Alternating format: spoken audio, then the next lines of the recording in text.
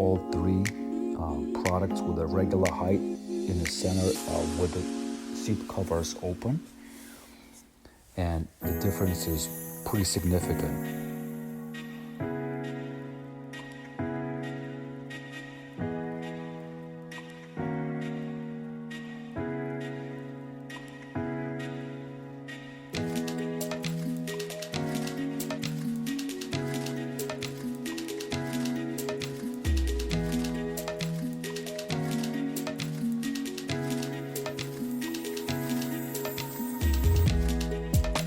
We are showing the inside of the bowls. The way we did this, we took one of the bowls and we cut it right through with a massive ceramic saw. It was quite a challenge to do that, but you see our glazed trapway, and you see how the skirted bowl has the access port cover, and the non-skirted bowl has the bowl cap.